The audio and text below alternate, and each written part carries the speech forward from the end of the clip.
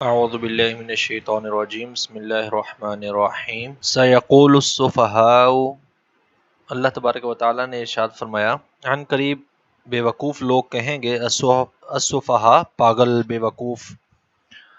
تو اللہ تبارک و تعالیٰ نے فرمایا عن قریب پاگل یا بے وقوف لوگ کہیں گے، من الناس لوگوں میں سے، ما ولاہم عن قبلتہم التی کانوا علیہا کہ مسلمانوں کو ان کے قبلہ سے، بیت المقدس سے کس چیز نے پھیر دیا جس پر وہ پہلے سے تھے.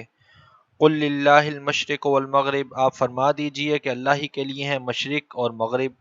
یہدی من یشاء الی صراط مستقیم، وہ جسے چاہے صراط مستقیم پر چلاتا ہے.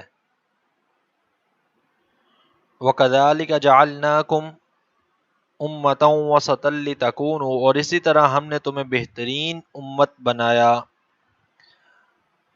لِتَكُونُوا تاکہ تم ہو جاؤ، شہداء علی الناس تمام لوگوں پر گواہ، وَيَكُونَ الرَّسُولُ عَلَيْكُمْ شَهِيدًا اور یہ رسول تمہارے حق میں گواہ ہو جائیں.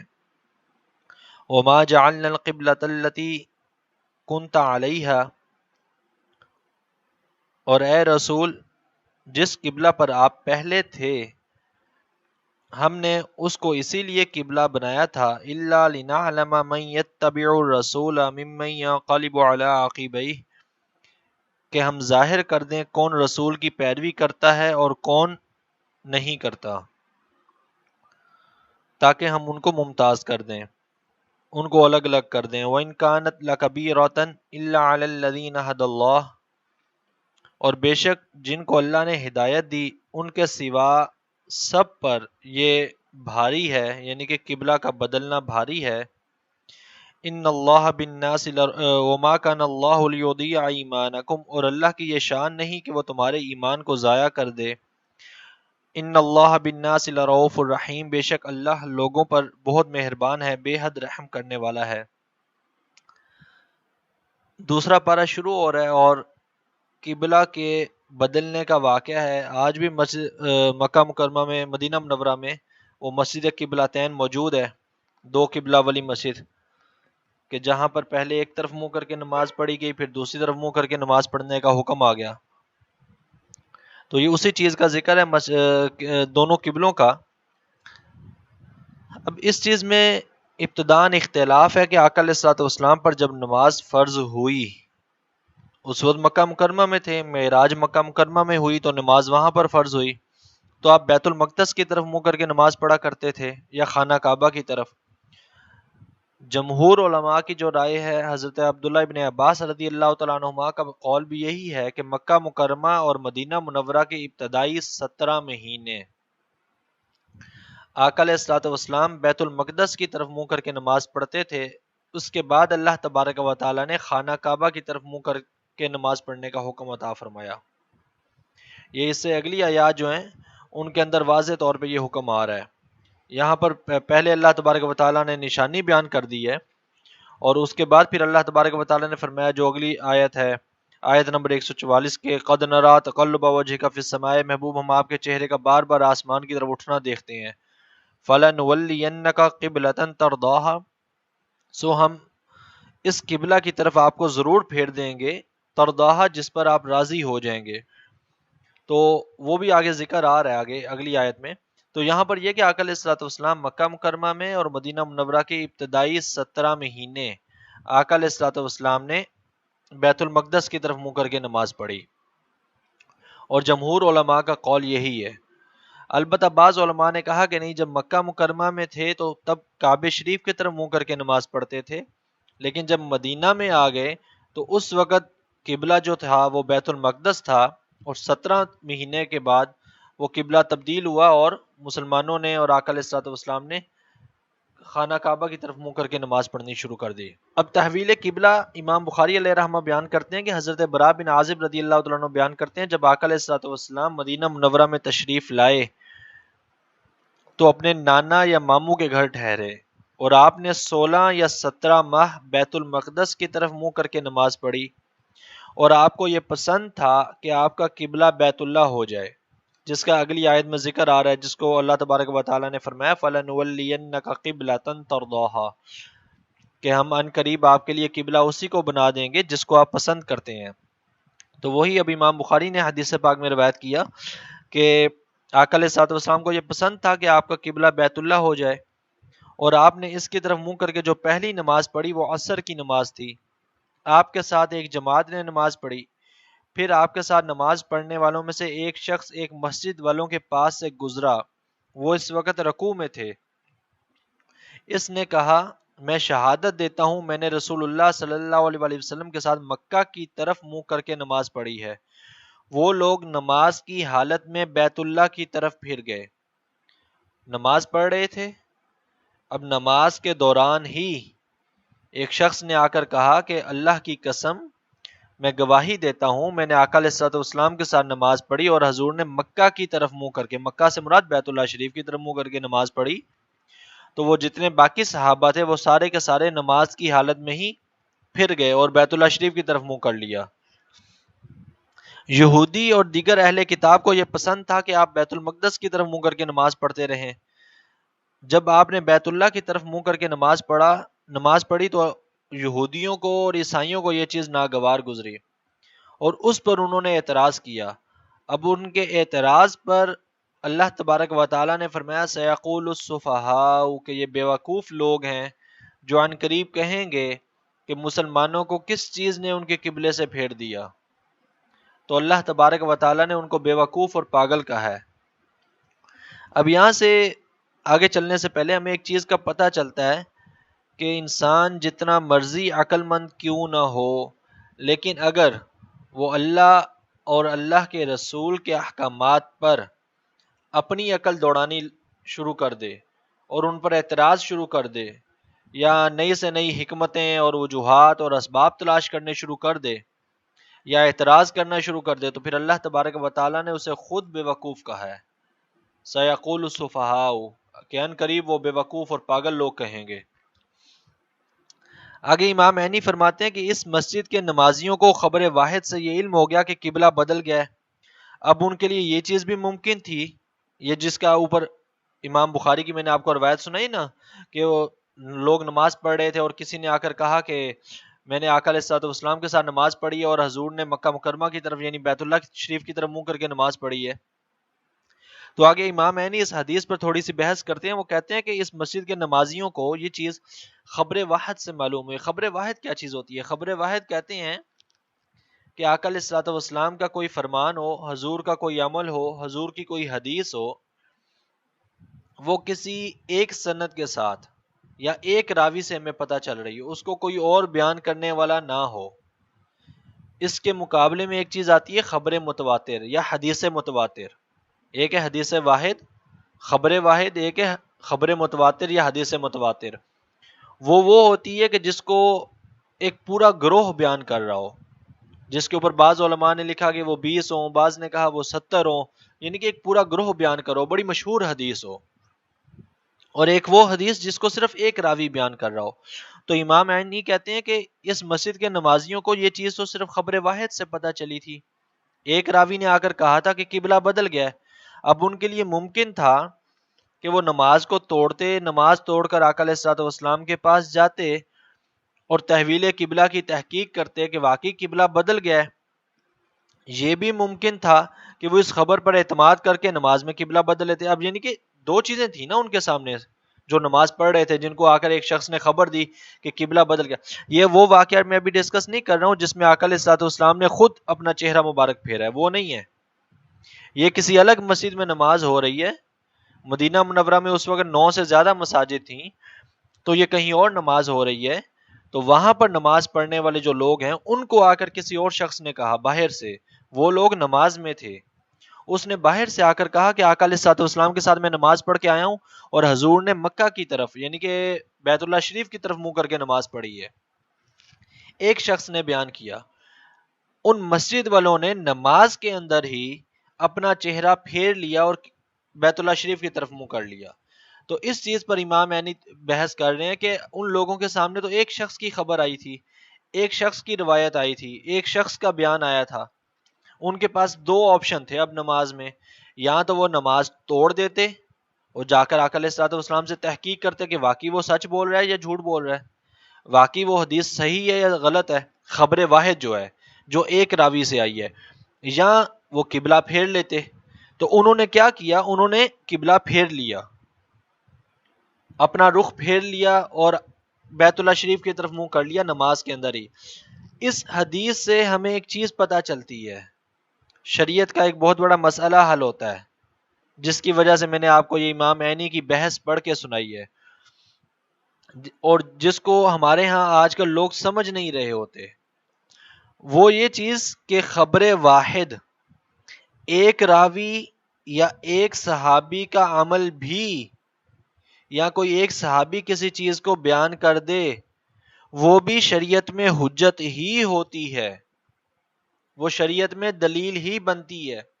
اس کو یہ کہہ کر رد نہیں کیا جا سکتا یہ تو خبر واحد ہے. آج کل کچھ لوگ کر دیتے ہیں اس طرح کی چیزیں، اس کو تو صرف ایک راوی نے بیان کیا ہے، اس کو تو صرف ایک امام نے بیان کیا ہے، یہ روایت تو صرف اور صرف بخاری میں تو آئی ہے اور تو کہیں آئی نہیں ہے، یا یہ روایت تو صرف فلاں کتاب میں تو آئی ہے، فلاں ایک صحابی نے ہی تو اس کو روایت کیا ہے. ایک صحابی کا روایت کرنا بھی بشرطے کہ اس کی سند ثابت ہو جائے، وہ جھوٹ نہ ہو، لیکن جب ثابت ہو جائے تو وہ ایک کا روایت کرنا بھی حجت ہے شریعت میں اور دلیل ہے. اور یہ صحابہ کرام علیہم رضوان کے عمل سے ہی ہمیں یہ چیز ثابت ہو رہی ہے. اور دوسرا ہمیں یہ چیز پتہ چلتی ہے کہ خبر واحد کو سامنے رکھتے ہوئے، کسی ایک صحابی کے عمل کو سامنے رکھتے ہوئے اجتہاد کرنا جو ان صحابہ نے کیا تھا نماز میں، اور اس پر پھر عمل کرنا، یہ بھی جائز ہے، بلکہ صحابہ کرام علیہم رضوان کے عمل سے ہی ثابت ہے. جو دوسرے صحابہ نماز پڑھ رہے تھے انہوں نے آقا علیہ الصلوۃ والسلام کو تو نہیں سنا تھا نا ڈائریکٹ، ابھی حضور سے پوچھا نہیں تھا، صحابی تو تھے، انہیں تو آ کر کسی اور تیسرے بندے نے آ کر بتایا ہے. انہوں نے تیسرے بندے کی، ایک بندے کی بات پر عمل کیا، اور اس ایک بندے کی بات پر عمل کرتے ہوئے ایک مسئلہ اخذ کیا اور اس مسئلے پر عمل بھی کر لیا. آقا علیہ السلام نے یہ حکم نہیں دیا تھا کہ جس جس کو خبر پہنچے وہ اپنا اپنا قبلہ تبدیل کر لے، یہ حدیث کہیں بھی نہیں آئی تھی. ایک شخص نے آ کر صرف حضور کا عمل بیان کیا، اور صحابہ نے جو سن رہے تھے انہوں نے اس کے عمل کو دلیل مانتے ہوئے اجتہاد کیا نماز کے اندر ہی کہ اب ہمیں کیا کرنا چاہیے. دو آپشن تھے، ایک آپشن پر انہوں نے عمل کر لیا، اجتہاد پر عمل کیا. تو یہ چیز ہمیں بتاتی ہے کہ جب ایک صحابی کا بھی عمل آ جائے اور وہ صحیح سند سے ثابت ہو جائے اور وہ صحیح ہو تو اس پر عمل کرنا جائز ہے، اس کو آپ رد نہیں کر سکتے. ہاں یہ ایک الگ چیز ہے کہ دیگر دلائل کی بنیاد پر اختلاف کیا جا سکتا ہے، لیکن اس کو رد نہیں کر سکتے، اس کو شریعت میں قبول کیا جائے گا. یہ پھر آگے کہیں اور اس طرح کی روایت آئے گی تو پھر میں آپ کو بتاؤں گا کہ یہ خبر واحد ہے. اور ہمارے ہاں بسا اوقات جو ڈبہ پیک مجتہدین ہوتے ہیں وہ اس طرح کی چیزوں کا پھر انکار کر دیتے ہیں کہ یہ ایک ہی صحابی کی تو روایت ہے، یہ صرف یا صرف یہ فلاں صحابی نے تو یہ کام کیا ہے. تو وہ ایک کا کرنا بھی حجت ہے اور ایک کا کرنا بھی دلیل ہوتا ہے شریعت میں. اب اس آیت سے بعض مسائل بھی ہیں. ایک تو اللہ تبارک و تعالیٰ نے یہود اور نصارہ کو اور منافقین کو جواب دیا اس آیت سے کہ وہ اعتراض کریں گے کہ آپ کا قبلہ کیوں بدلا، تو اللہ تبارک و تعالیٰ نے ان کو خود بخود ہی اعتراض کر دیا، ان کو خود بخود ہی ان کے اعتراض کا جواب دے دیا. اب ایک جواب اللہ تبارک و تعالیٰ نے اس آیت میں کیا دیا، وہ فرمایا کہ قل للہ المشرق والمغرب. اس کی تفسیر ہم نے پہلے کافی تفصیل سے جو ہے نا وہ پڑھ لی تھی کہ اللہ تبارک و تعالیٰ نے فرمایا کہ آپ فرما دیں کہ اللہ ہی کے لیے مشرق ہے اور اللہ ہی کے لیے مغرب ہے، چاہے بیت المقدس کی طرف منہ کر کے نماز پڑھیں چاہے بیت اللہ کی طرف منہ کر کے نماز پڑھیں. نماز اللہ تبارک و تعالیٰ کے لیے ہی ہے اور سجدہ اللہ تبارک و تعالیٰ کو ہی کرنا ہے، نہ بیت المقدس کو کرنا ہے اور نہ خانہ کعبہ کے اس جو ہے نا وہ چار دیواری کو سجدہ کرنا ہے. بلکہ شریعت کا مسئلہ تو یہ ہے کہ یہ آگے آئے گا بھی صحیح، بیت اللہ کی نیت کر کے، خانہ کعبہ کی نیت کر کے اس طرف منہ کر کے نماز پڑھنا، یا یعنی کہ اس کو سجدے کی نیت کے ساتھ سجدہ کرنا، یہ جائز بھی نہیں ہے. سجدے کی نیت یا نماز کی نیت تو اللہ تبارک و تعالیٰ کے لیے ہے. خانہ کعبہ یا اس سے پہلے بیت المقدس یہ تو صرف ایک نشانی تھی، ہم سجدہ خانہ کعبہ کو نہیں کرتے، سجدہ اللہ تبارک و تعالیٰ کی ذات کو کرتے ہیں صرف. اور اس کے بعد ایک اور چیز ہمیں پتہ چلتی ہے کہ اللہ تبارک و تعالیٰ نے فرمایا سیقول السفہاء، ان قریب یہ بے وقوف لوگ کہیں گے. آگے وہ ساری آیت ہے. تو یہ آیت در حقیقت جو ہے نا وہ قبلہ تبدیل ہونے سے پہلے کی آیت ہے. تو اس آیت میں اللہ تبارک و تعالیٰ نے آقا علیہ الصلوۃ والسلام کو ایک کام پہلے سے بتا دیا کہ محبوب آگے قبلہ تبدیل ہوگا، اور جب قبلہ تبدیل ہوگا تو تب یہ لوگ اعتراض کریں گے. تو اس آیت سے ہمیں یہ چیز بھی پتہ چلتی ہے کہ بسا اوقات اللہ تبارک و تعالیٰ جس چیز کے بارے میں چاہتا ہے، جو چاہتا ہے، وہ اپنے نبی کو قبل از وقت بتا دیتا ہے کہ فلاں فلاں لوگوں نے یہ کام کرنا ہے. جیسے اس آیت میں بتا دیا سیقول السفہاء کہ ان قریب وہ لوگ اعتراض کریں گے. ابھی تو قبلہ چینج نہیں ہوا، ابھی تو ان لوگوں نے اعتراض کیا ہی نہیں. تو اللہ تبارک و تعالیٰ نے پہلے ہی اپنے نبی علیہ السلام کو بتا دیا کہ ان لوگوں نے اعتراض کرنا ہے، اور ان کے اعتراض کا جواب بھی بتا دیا کہ ان کے اعتراض کا یہ جواب ہے. اب ہم نے ناسخ و منسوخ کی بحث پڑھی تھی وہ پہلے پارے میں، کہ قرآن پاک کی بعض آیات ناسخ ہوتی ہیں، بعض منسوخ ہوتی ہیں. تو مفسرین فرماتے ہیں کہ احکامات میں سے جو احکام ہیں جن کا تعلق فقہی مسائل کے ساتھ ہے، جیسے بیت اللہ شریف کی طرف منہ کر کے نماز پڑھنا، تو ناسخ و منسوخ تو علماء فرماتے ہیں کہ قرآن مجید میں جس حکم کو سب سے پہلے منسوخ کیا گیا، جو پہلا حکم شریعت کا قرآن پاک میں منسوخ ہوا نا، وہ بیت المقدس کی طرف منہ کر کے نماز پڑھنا تھا. قرآن پاک میں، احادیث کا ذکر نہیں ہو رہا، قرآن پاک میں جو پہلا کام منسوخ ہوا وہ بیت المقدس کی طرف منہ کر کے نماز پڑھنا تھا. اور ناسخ کیا ہوا؟ ناسخ آقا علیہ الصلوۃ بیت اللہ شریف کی طرف منہ کر کے نماز پڑھنا، جو آقا علیہ الصلوۃ والسلام نے بعد میں اس طرف منہ کر کے نماز پڑھی. اب ایک چیز اب اور ہمیں یہاں سے پتہ چلتی ہے کہ جیسے آج کل کچھ لوگ ہیں یوٹیوب وغیرہ پر احادیث کا انکار کرتے ہیں، اور وہ کہتے ہیں ہمارے لیے قرآن کافی ہے. جب قرآن میں ہر چیز آ گئی، اللہ نے فرما دیا وَلَا رَطْبٍ وَلَا يَابِسٍ إِلَّا فِي كِتَابٍ مُبِينٍ، ہر چیز قرآن میں موجود ہے، تو بھائی بس قرآن کافی ہے، احادیث کی ضرورت نہیں ہے. اور ایسے بہت سے لوگ آپ کو مل جائیں گے اب مارکیٹ میں. تو یہ آیت ان کے لیے ایک بہترین جواب بھی ہے. وہ یہ کہ دیکھیں اس آیت اور اس سے اگلی آیات میں قبلے کی تبدیلی کا ذکر آ رہا ہے کہ اے محبوب آپ بیت المقدس سے خانہ کعبہ کی طرف منہ کر لیں. سوال کرتا ہوں کہ آقا علیہ الصلوۃ والسلام نے بیت المقدس کی طرف منہ کر کے جو نماز پڑھی تھی 17 مہینے مدینہ منورہ میں آنے کے بعد، وہ قرآن کی کس آیت کے تحت پڑھی تھی؟ قرآن پاک میں تو کوئی ایک آیت بھی ایسی نہیں ہے جس میں اللہ تبارک و تعالیٰ نے آقا علیہ السلام کو حکم دیا ہو کہ نماز فرض ہوئی ہے، اب آپ نے مدینہ منورہ میں ہجرت کرنے کے بعد بیت المقدس کی طرف منہ کر کے نماز پڑھنی ہے. قرآن میں تو کوئی آیت بھی نہیں ہے. تو پھر آقا علیہ الصلوۃ والسلام کیسے نماز پڑھتے رہے؟ تو وہ حضور کا اپنا عمل تھا نا، وہ وحی غیر مطلوب تھی جس کو ہم حدیث کہتے ہیں، جس کو ہم آقا علیہ الصلوۃ والسلام کی سنت کہتے ہیں. تو اس چیز سے بھی ہمیں ایک اور اشارہ بھی ملتا ہے اس آیت سے. ایک تو آقا علیہ الصلوۃ والسلام کی حدیث، آقا علیہ الصلوۃ والسلام کی سنت، وہ شریعت میں حجت ہے. وہ صرف سنت نہیں ہے کہ اس پہ عمل کریں یا نہ کریں، وہ شریعت میں ایک دلیل کی حیثیت رکھتی ہے، وہ شریعت میں ایک حجت کی حیثیت رکھتی ہے. وہ حجت اور دلیل تھی تو آقا علیہ الصلوۃ والسلام نے اور صحابہ کرام نے 17 مہینے بیت المقدس کی طرف منہ کر کے نماز پڑھی. خانہ کعبہ تو اس کے بعد قبلہ بنا ہے.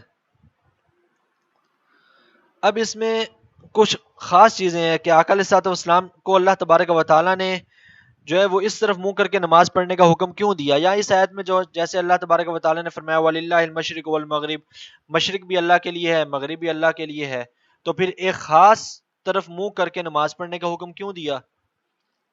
مشرق میں اللہ تبارک و تعالیٰ کی ذات ہے نا، مغرب میں بھی ہے، شمال بھی ہے، جنوب بھی ہے، ہر سمت ہی اللہ تبارک و تعالیٰ کی طرف ہے. تو پھر انسان تو جس طرف مرضی منہ کر کے نماز پڑھنا چاہے اسے اجازت ہونی چاہیے تھی، جس طرف مرضی منہ کر کے نماز پڑھ لے. تو اس میں کچھ حکمتیں ہیں جن کے جو در حقیقت اسلام کا وہ جو ہے نا ایک آپ یوں کہہ لیں کہ ماخذ ہے، یا اسلام کے مقاصد میں سے ہیں یہ چیزیں، اور انہی کی وہی حکمتیں اس قبلہ ایک قبلے کے اندر واضح ہوتی ہیں کہ اللہ تبارک و تعالیٰ نے ایک سمت کو قبلہ کیوں بنایا. کہ اگر تو ہمیں حکم نہ دیا جاتا بالفرض ایک طرف مغرب کی طرف یا خانہ کعبہ کی طرف منہ کر کے نماز پڑھنے کا حکم نہ ہوتا تو نتیجہ کیا ہوتا؟ کوئی کسی کا منہ مشرق کی طرف ہوتا، کسی کا مغرب کی طرف، کسی کا شمال کی طرف، کسی کا جنوب کی طرف. جائز ہوتا نا، کوئی کسی طرف منہ کر کے نماز پڑھ رہا ہے، کوئی کسی طرف منہ کر کے نماز پڑھ رہا ہے. اس کا سب سے بڑا نقصان کیا ہوتا؟ سب سے بڑا نقصان، پہلا نقصان تو یہ ہوتا ہے کہ امت کی جو وحدت تھی، جو قاعدہ امت تھا، ہم مسلمان قوم نہیں ہیں، ہم امت ہیں. قرآن نے ہمیں امت اور ملت کا لقب دیا ہے. تو وہ جو امت کی وحدت تھی، وہ جو جمعیت تھی، ایک ہونا تھا، متحد ہونا تھا، وہ اتحاد ہی ٹوٹ جاتا. ہمارے محلے میں 4 مسجدیں ہوتی، چاروں مسجدوں کا منہ ہی ایک الگ الگ طرف ہوتا، تو اتحاد تو نہ رہتا نا. تو اللہ تبارک و تعالیٰ نے قبلہ ایک بنا کر کہ ایک طرف منہ کر کے نماز پڑھنی ہے، ہمیں یہ سبق دیا ہے کہ اپنے احکامات میں متحد رہنا ہے، بلا وجہ کے لڑائی جھگڑے نہیں کرنے ہیں. اختلاف ہو جائے کسی مسئلے پر، جیسے ہم نے پہلے پڑھا تھا، تو اختلاف ہونے کے باوجود بھی متحد ہی رہنا ہے. اتحاد ہوتا ہی تب ہے جب اختلاف ہو. جب تمام لوگوں کا آپس میں اتفاق ہو تو پھر تو اتحاد کا تصور ہی پیدا نہیں ہوتا نا. اتحاد تو ہوگا ہی تب جب اختلاف ہوگا. اتفاق کی صورت میں تو اتحاد کا تصور ہی نہیں ہے. تو اللہ تبارک و تعالیٰ نے ہمیں یہ درس دیا ہے اس آیت سے، ایک قبلہ بنا کر کہ متحد رہنا ہے، بلا وجہ کے لڑائی جھگڑے نہیں کرنے ہیں اور تفرقہ بازیاں نہیں کرنی ہیں. اور اب اس میں ایک اور چیز کہ جب مثال کے طور پر کسی انسان کے پاس اقتدار آ جاتا ہے تو اس کی طرف متوجہ ہو کے انسان جو ہے نا وہ پھر اپنی درخواستیں پیش کرتا ہے. وزیر اعظم ہے، صدر ہے، کوئی مجسٹریٹ ہے، صاحب اقتدار ہے نا، کوئی درخواست دینی ہے تو انسان ان کی طرف متوجہ ہوتا ہے. ان کی طرف متوجہ ہو کر کوئی نہ کوئی مطلب وہ عزت والا عمل کرتا ہے. انسان جھک کے سلام کرے گا، عزت کے ساتھ پیش آئے گا، ادب و احترام کے ساتھ پیش آئے گا. تو نماز اور قبلہ یہ بھی ہمیں اسی چیز کا درس دیتا ہے. اور اسی لیے آقا علیہ الصلوۃ والسلام کی احادیث سے ہمیں یہ چیز پتہ چلتی ہے کہ نماز کے علاوہ بھی ہمیں اپنے اوپر طاری کرنا چاہیے. وہ کیا چیز ہے؟ وہ یہ کہ نماز میں انسان اللہ تبارک و تعالیٰ کی طرف متوجہ ہو جاتا ہے، اللہ تبارک و تعالیٰ کی حمد و ثنا بیان کرتا ہے، سبحانک اللہم و بحمدک، پھر اس کی تسبیح بیان کرتا ہے، پھر اس کے سامنے اپنی درخواست بیان کرتا ہے، اہدنا الصراط المستقیم. اور نماز کے آخر میں بھی رب اجعلنی مقیم الصلاۃ. تو یہ چیز ہمیں درس دیتی ہے کہ نماز کا جو سٹرکچر ہے، نماز تو 5 اوقات میں فرض ہے، لیکن نماز کا جو ایک ڈھانچہ ہے یا جو نماز کے احکامات ہیں یا جو چیز ہم نماز میں سیکھتے ہیں، ہمیں وہ نماز کے علاوہ بھی اپنے اوپر طاری رکھنی چاہیے. وہ کیا کیا چیزیں ہیں؟ پہلے نمبر پہ تو وہ یہ چیز ہے ہمیں متحد رہنا ہے کہ اللہ تبارک و تعالیٰ نے ہمیں نماز میں متحد کیا ہے. جتنا مرضی اختلاف ہو جائے ہمیں اپنے دوسرے مسلمان بھائیوں سے بلا وجہ لڑنا نہیں چاہیے، بے جا کے فتوے نہیں دینے چاہیے، متحد رہنا چاہیے. ٹھیک ہے اپنے اپنے مسلک پر عمل کرتے رہیں، متحد تو رہیں نا. 1.5 ارب مسلمان ہیں، قومیت میں نہیں بدلنا چاہیے. اور اب تو بدقسمتی ہمارے ہاں یہ ہے کہ ایک دور تھا کہ جب 4 مسلک پائے جاتے تھے کہ بریلوی ہیں، دیوبندی ہیں، یا اہل حدیث ہیں، یا شیعہ ہیں. اب تو پتہ نہیں کتنے مسلک پائے جاتے ہیں. دیوبندیوں میں بھی کئی قسمیں ہیں، بریلویوں میں کئی قسمیں ہیں، اہل حدیثوں میں کئی قسمیں ہیں، اور اس سے بڑھ کے اب کوئی پنجابی ہے، کوئی سندھی ہے، کوئی بلوچی ہے، کوئی پٹھان ہے. اور پھر اس کے اندر ذاتیں اتنی حدہا ذاتیں آ گئی ہیں، ذات پات کا کلچر آ گیا ہے. اسلام نے تو کہیں بھی ان چیزوں کو انڈورس نہیں کیا، اسلام نے تو ان چیزوں کو ختم کیا ہے. اسلام تو پہلا حکم ہمیں یہ دیتا ہے نماز پڑھنے سے پہلے کہ پھر وہ بلال حبشی غلام ہو یا مدینہ کے سب سے بڑے تاجر اور سب سے بڑے امیر شخص حضرت عثمان غنی ہوں، پھر وہ کوئی بھی ہو، وہ صف ایک ہی میں کھڑے ہوں گے، کسی کے اندر کوئی امتیاز نہیں ہے، نہ نسب کا، نہ نسل کا، نہ کسی جگہ کا، نہ کسی علاقے کا۔ اسلام نے یہ ساری چیزیں، اور یہ شریعت میں جائز بھی نہیں ہے۔ آقا علیہ الصلوۃ والسلام نے فرمایا تھا کہ کسی عربی کو کسی اجمی پر کوئی فوقیت نہیں ہے۔ کس کو فوقیت ہے؟ صرف تقوی اختیار کرنے والے کو، بس۔ جو متقی ہے، جو قرآن کا جو ہے نا مقصد ہے ھدی للمتقین، جو متقی ہے اسی کو فوقیت حاصل ہے، بس۔ اس کے علاوہ کسی اور کو فوقیت حاصل نہیں ہے، چاہے جس کا جو مرضی نسب ہو۔ ہاں پھر بات آتی ہے سید زادوں کی، کہ اب بھئی کسی کو کوئی نسبن یا نسلن یا حسب کے اعتبار سے کسی کو کوئی فوقیت حاصل نہیں ہے، تو علماء آپ کسی کو بھی پڑھ لیں، محدثین کو پڑھ لیں، فقہا کو پڑھ لیں، صحابہ اکرام علیہم رضوان کو دیکھ لیں، تو صحابہ کے عمل سے بھی ہمیں یہ پتہ چلتا ہے کہ وہ آل رسول کی، اہل بیت اطہار کی عزت کیا کرتے تھے۔ جن کو ہمارے عرب کے اندر چلے جائیں تو وہ ان کو بنو ہاشم کہتے ہیں، ہمارے بر صغیر میں انہیں سید کہا جاتا ہے۔ اگر آپ عرب میں جا کے سید بولیں گے تو وہ سید سے یہ بنو ہاشم نہیں سمجھیں گے، وہاں پہ سید کا لفظ بطور سردار کے ہوتا ہے، جیسے ہم عام طور پہ کہہ دیتے ہیں سیدنا، تو عرب میں سید کا لفظ بطور سردار کے استعمال ہوتا ہے، ہمارے ہاں سید کا لفظ وہ آل رسول یا بنو ہاشم کے لیے استعمال ہوتا ہے۔ تو اس کا اب کیا حکم ہے؟ اس کے بارے میں علماء فرماتے ہیں کہ عام انسانوں کے لیے تو لازم ہے، مسلمانوں کے لیے، کہ ان کے سامنے جب کوئی سید زادہ ہے تو وہ اس کی عزت کریں۔ ہمیں قرآن حدیث سے یہی حکم ملتا ہے۔ قرآن پاک میں بھی ہے نا، قُل لَا أَسْأَلُكُمْ عَلَيْهِ أَجْرًا إِلَّا الْمَوَدَّةَ فِي الْقُرْبَى۔ لوگوں نے سوال کیا صحابہ کرام نے آقا علیہ الصلوۃ والسلام سے کہ یا رسول اللہ صلی اللہ تعالیٰ علیہ وسلم، آپ کی وجہ سے ہمیں ایمان ملا ہے، پہلے شرک کرتے تھے، بیٹیوں کو زندہ دفن کر دیتے تھے، ہزار ہاک بہتیں تھیں، آپ کی وجہ سے ہمیں ایمان ملا، اسلام ملا، توحید ملی، اللہ کا قرآن ملا، ہم اس کا بدلہ کس طریقے سے چکائیں؟ تو اللہ تبارک و تعالیٰ نے قرآن پاک میں آیت نازل کر دی کہ اے محبوب آپ ان سے کہہ دیں کہ قُل لَا أَسْأَلُكُمْ عَلَيْهِ أَجْرًا، میں اس پر آپ سے کسی، یعنی مسلمانوں سے کسی اجر کی، کسی بدلے کا کوئی سوال نہیں کرتا، إِلَّا الْمَوَدَّةَ فِي الْقُرْبَى، سوائے یہ کہ میرے اہل بیت اطہار کے ساتھ، میری آل اولاد کے ساتھ مودت کرنا۔ مودت عربی زبان میں محبت سے اوپر کا درجہ ہے، محبت نچلا درجہ ہے، محبت سے بڑھ جائے جب کوئی کام تو وہ مودت کہلاتا ہے، تو اللہ نے مودت کا حکم دیا۔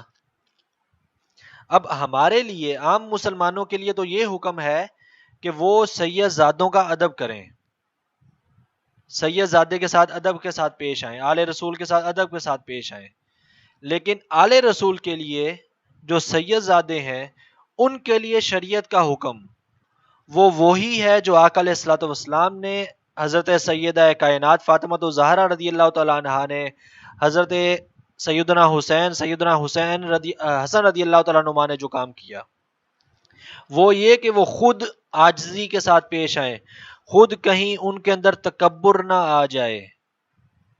کسی سید زادے کے لیے بھی تکبر جائز نہیں ہے، کسی سید زادے کے لیے شریعت کا کوئی حکم نہیں بدل جاتا۔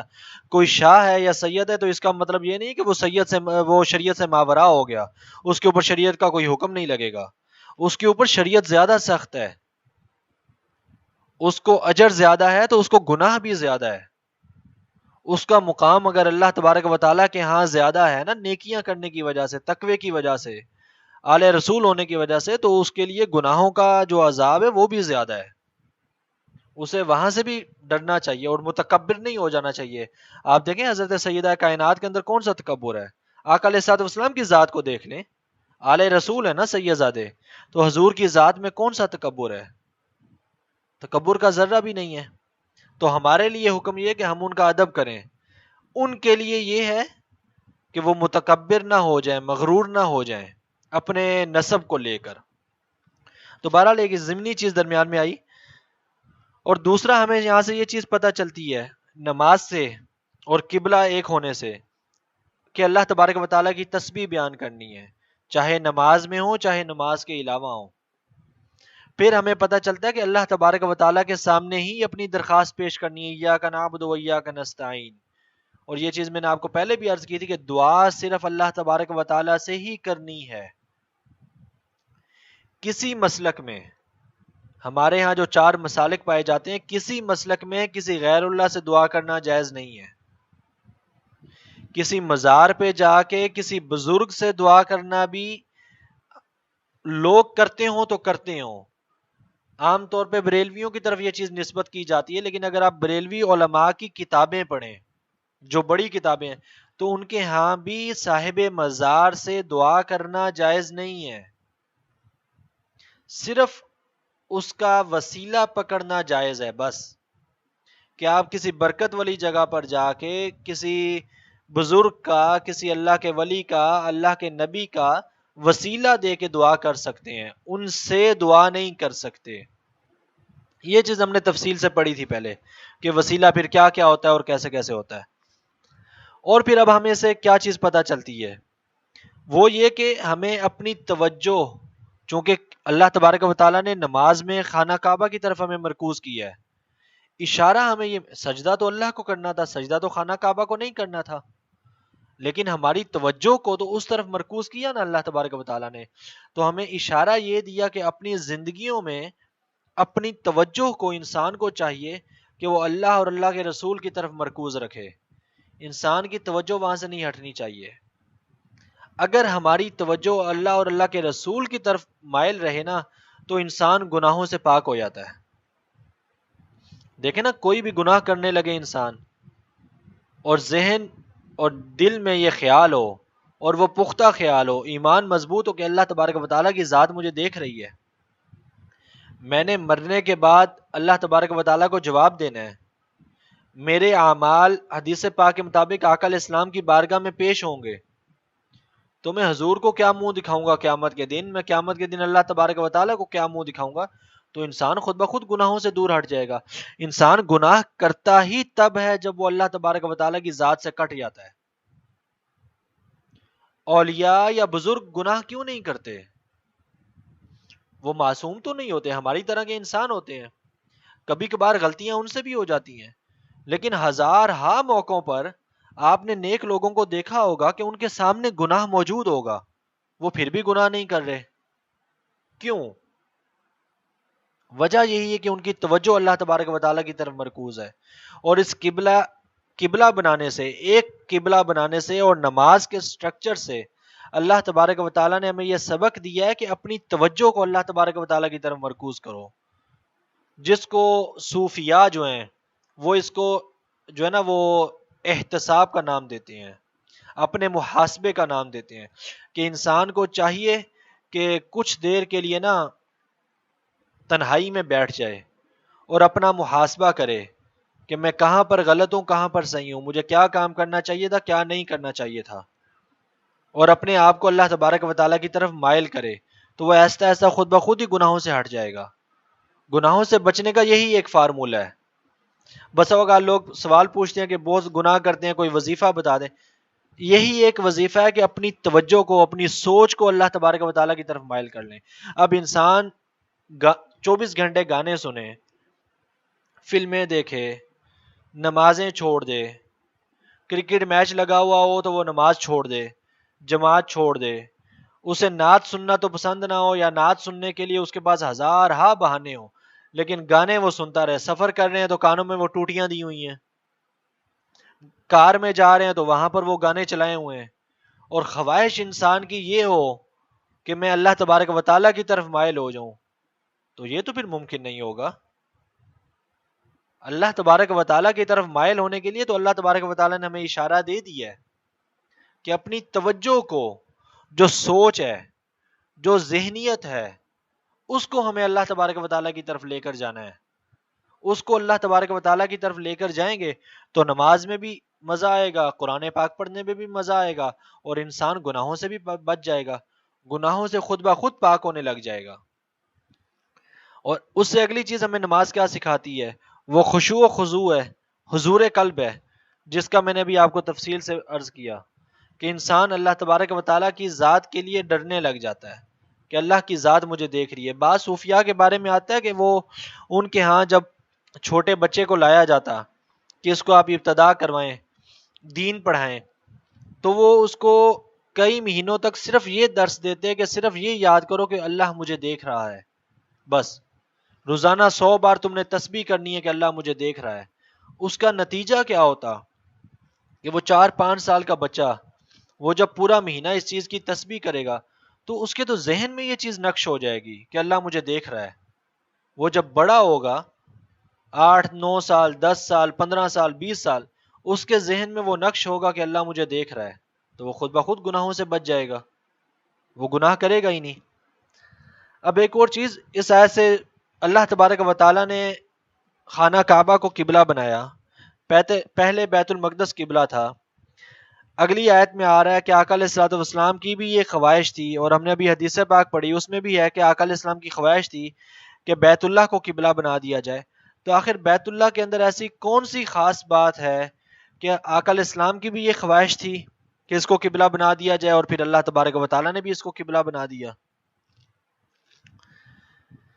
اس میں پہلی چیز تو یہ ہے کہ خانہ کعبہ کے متعلق، صرف بیت اللہ شریف کے متعلق جو مکہ مکرمہ میں ہے، اس کے متعلق اللہ تبارک و تعالیٰ نے فرمایا ان طہر بیتیا، اللہ تبارک و تعالیٰ نے اس کو اپنا گھر بھی کہا اور اس کو پاک بھی کہا، پاک بھی کیا۔ حضرت ابراہیم علیہ السلام کو حکم دیا تھا نا، ابھی ہم پڑھ کے آئے ہیں پچھلی آیات میں، کہ اپنی عبادت کرنے والوں کے لیے اپنے بیت کو قبلہ بنا دے۔ اللہ تبارک و تعالیٰ، حضرت ابراہیم علیہ السلام نے اللہ تبارک و تعالیٰ کی بارگاہ میں دعا کی تھی، تو اللہ تبارک و تعالیٰ نے فرمایا بیتیا، یہ میرا گھر ہے، اسی لیے ہم اس کو بیت اللہ کہتے ہیں، لیکن بیت المقدس کو ہم بیت اللہ نہیں کہتے، صرف خانہ کعبہ کو کہتے ہیں۔ تو ایک تو اس میں یہ خاصیت ہے، یہ بیت المقدس سے زیادہ افضل ہے کیونکہ اس کو اللہ تبارک و تعالیٰ نے خود اپنا گھر کہا ہے، جبکہ بیت المقدس کو اللہ تبارک و تعالیٰ نے اپنا گھر نہیں کہا، بلکہ وہ کیا تھا کہ یہودی جو تھے نا، وہ مغرب کی طرف، یہودیوں نے مغرب کو اپنا قبلہ بنایا تھا۔ کیونکہ حضرت موسیٰ علیہ السلام کو مغرب کی طرف سے آواز آئی تھی، جس کا سورہ قصص کے اندر یہ ذکر بھی ہے کہ وَمَا كُنْتَ بِجَانِبِ الْغَرْبِيِّ اِذْ قَضَيْنَا إِلَىٰ مُوسَى الْأَمْرَ، کہ موسیٰ علیہ السلام کو مغرب کی جانب سے وہ آواز آئی تھی، تو چونکہ موسیٰ علیہ السلام کو اس طرف سے آواز آئی تھی، اس لیے یہودیوں نے مغرب کی سمت کو اپنا قبلہ متعین کیا۔ ان کے ہاں اللہ تبارک و تعالیٰ کی یہ سند نہیں تھی بیتیہ والی، یہ ہماری امت مسلمہ کا خاصہ ہے کہ اللہ تبارک و تعالیٰ نے ہمارے لیے قبلہ اپنے گھر کو بنایا ہے۔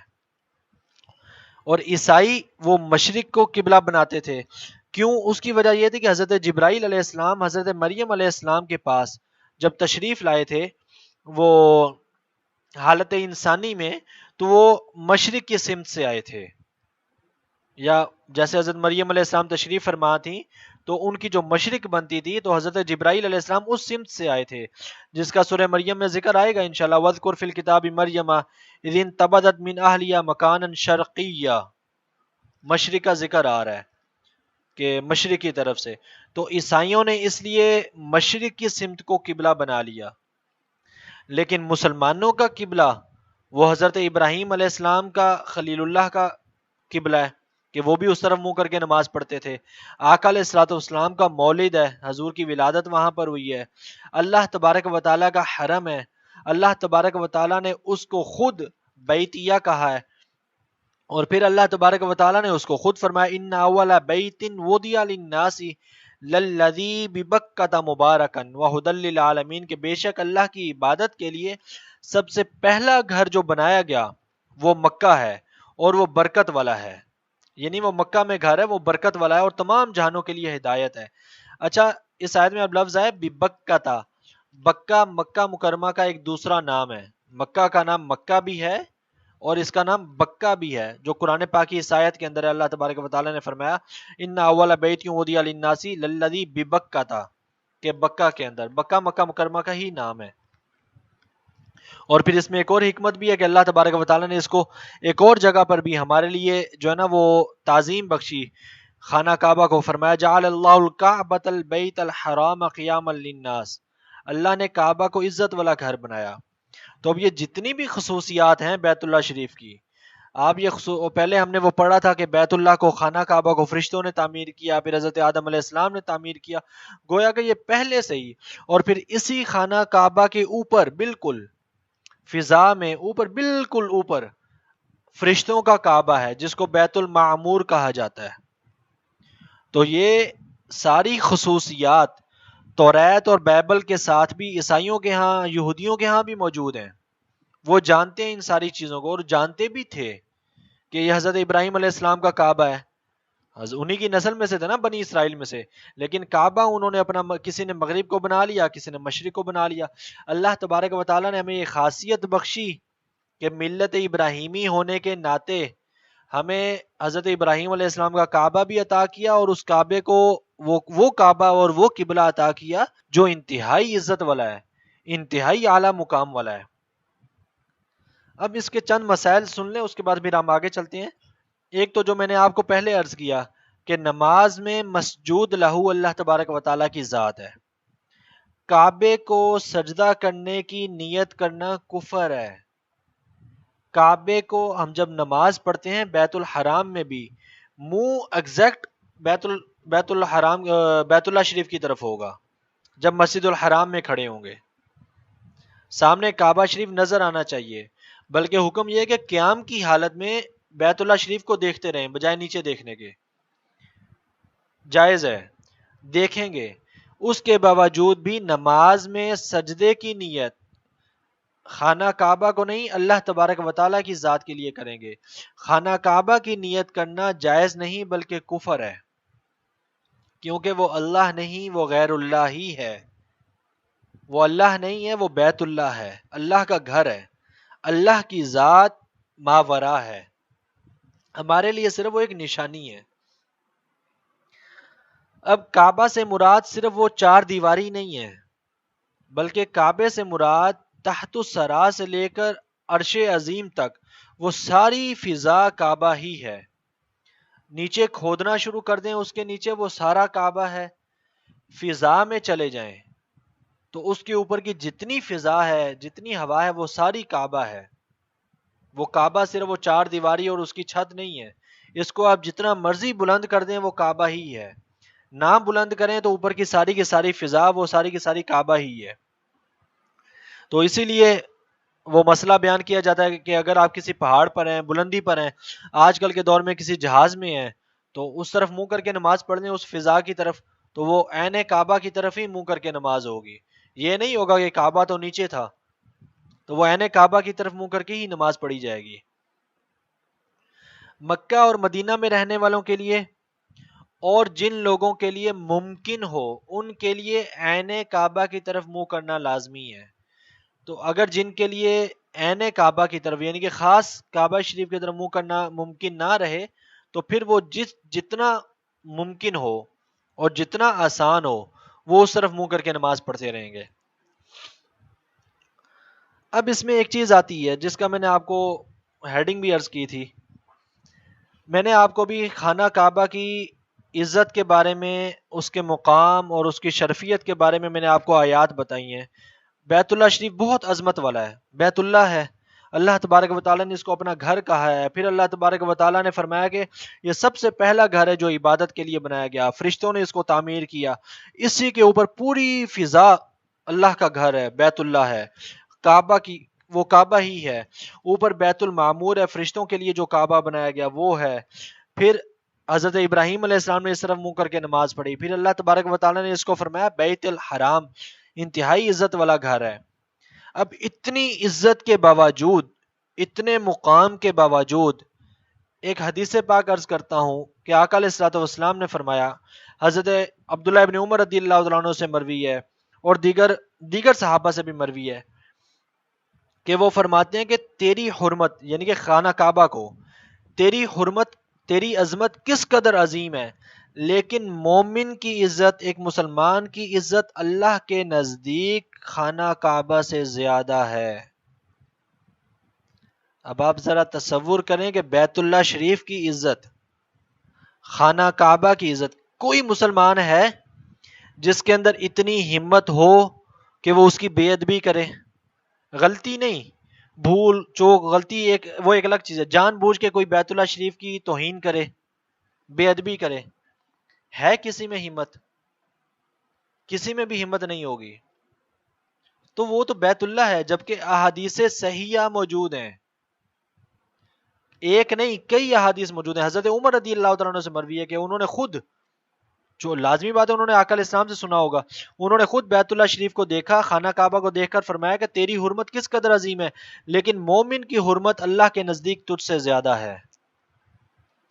پھر حضرت عبداللہ ابن عمر بیان کرتے ہیں کہ میں نے آقا علیہ السلام کو سنا، حضور کو خود، کہ آقا علیہ الصلوۃ والسلام نے کعبہ شریف کا طواف کیا، طواف کرنے کے بعد فرمایا کہ تو کتنا پاکیزہ ہے، تیری خوشبو کتنی عظیم ہے، تیری حرمت کتنی عظیم ہے، لیکن اس ذات کی قسم جس کے قبضہ قدرت میں محمد کی جان ہے صلی اللہ علیہ وآلہ وسلم، اللہ کے نزدیک مومن کی حرمت تجھ سے زیادہ ہے. سو جب بندہ مومن کعبہ سے افضل ہے تو پھر ذرا تصور کریں کہ کسی مومن کی، کسی مسلمان کی جان بوجھ کے اس کی عزت پہ حملہ کرنا، اس کی عزت نفس کو مجروح کرنا، اس کو ستانا یا اس کو ذلیل کرنا، اس کو گالم گلوچ کرنا، اس کی نسل کو گالیاں دینا، یہ ساری چیزیں اللہ کے ہاں یہ کتنی ناپسندیدہ ہوں گی. اور مسلمان کو تو یہ کام کرنا ہی نہیں چاہیے تھا کہ جب آپ ایک چھوٹی چیز، چھوٹی عزت والی چیز کی توہین نہیں کر سکتے، اس کو برا سمجھتے ہیں، تو اس سے زیادہ عزت والی چیز جو ہے اس کی توہین کیوں کر دیتے ہیں؟ اختلاف رکھیں، شدید ترین اختلاف رکھیں، اجازت ہے. صحابہ کا آپس میں اختلاف ہے، فقہا کا آپس میں اختلاف، لیکن عزت نفس تو مجروح نہیں ہونی چاہیے، اس کی انسانیت پہ تو حملہ نہیں ہونا چاہیے. ہمارے ہاں آج کل کیا ہوتا ہے سوشل میڈیا پر، ایک بندہ کسی پارٹی سے تعلق رکھتا ہے، دوسری پارٹی نے اختلاف کیا تو اس انسان کے اوپر وہ جانوروں کی شکلیں لگا کے سوشل میڈیا پہ شیئر کر رہے ہوتے ہیں. یہ تو کوئی شریعت نہیں تھی، نہ یہ کوئی دین کی خدمت ہے. کسی دوسرے کی پوری پوری نسل کو گالی دے دینا، یہ تو شریعت نہیں تھی، بلکہ یہ تو حقوق العباد کے اندر بھی آ جاتا ہے. یہ تو حقوق العباد کا بھی مسئلہ بن جائے گا قیامت کے دن. تو ہمیں ذرا یہ سوچنا چاہیے کہ کسی مسلمان کی بلا وجہ اس کی عزت پہ حرف اٹھانا، ہاں اگر کوئی مجرم ہے تو اس کے خلاف گواہی دینا فرض ہے، کوئی قاتل ہے تو اس کو قاتل کہنا لازمی ہے، کوئی ظالم ہے تو اس کو ظالم کہنا لازمی ہے، نہیں کہیں گے تو وہ گناہ گار ہوں گے. اس کی ہم نے کئی بار میں نے آپ کو احادیث سنائی ہیں آقا علیہ الصلوۃ والسلام کی. لیکن بلا وجہ صرف اپنی دشمنی کی وجہ سے، اپنے ذاتی اناد کی وجہ سے کسی سے ضد لگا کے کسی کی شکل کا مذاق اڑانا، کسی کے قد کا مذاق اڑانا، کسی کی غربت کا مذاق اڑانا. جیسے عام طور پہ اب رمضان شریف چل رہا ہے تو یہ 15-16 رمضان کے بعد وہ تصویریں آنی شروع ہو جائیں گی غربت کا مذاق اڑانے والی. کوئی آٹے کی بوری دے رہا ہوگا تو 7 تصویریں کھینچ کے سوشل میڈیا پہ لگا رہے ہوں گے. تو شریعت میں تو ان میں سے کوئی چیز بھی نہ جائز ہے نہ شریعت اجازت دیتی ہے. اللہ تبارک و تعالیٰ نے اور اللہ کے رسول نے مسلمان کی عزت، مومن کی عزت بیت اللہ شریف سے زیادہ رکھی ہے. تو اب ذرا اس تصویر کے اس رخ کو بھی دیکھ لیں کہ اگر مسلمان کی عزت بیت اللہ شریف سے زیادہ ہے تو پھر مسلمان کو ہونا کیسا چاہیے، مومن کو ہونا کیسا چاہیے. بیت اللہ کی کتنی عزت ہے، اللہ کے رسول نے فرمایا مومن کی عزت بیت اللہ سے زیادہ ہے. لیکن مومن کیسا ہونا چاہیے پھر؟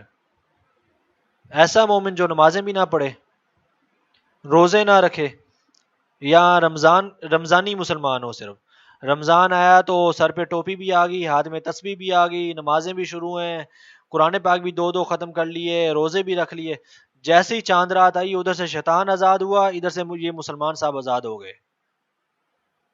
دے دڑا دڑ 11 مہینے اللہ تبارک و تعالیٰ کی نافرمانیاں، نہ نمازیں نہ روزے، کوئی کسی چیز کا حیا، ہر چیز کا حیا ختم.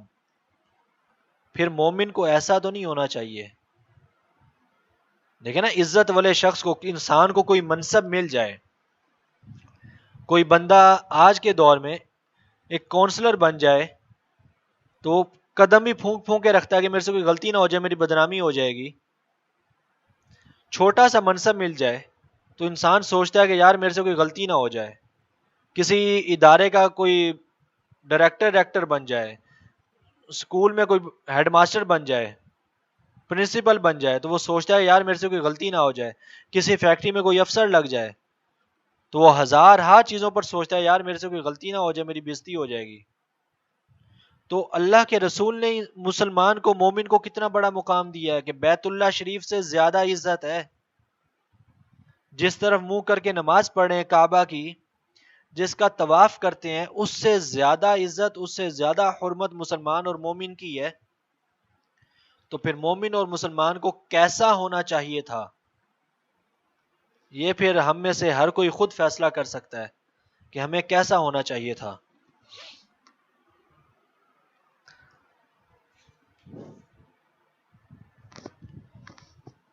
اب اس سے اگلی آیت ہے، اللہ تبارک و تعالیٰ نے فرمایا کہ امت مسلمہ کو کہ ہم نے تمہیں متوسط بہترین امت بنایا تاکہ تم لوگوں پر گواہ ہو جاؤ اور یہ رسول تمہارے حق میں گواہ ہو جائیں۔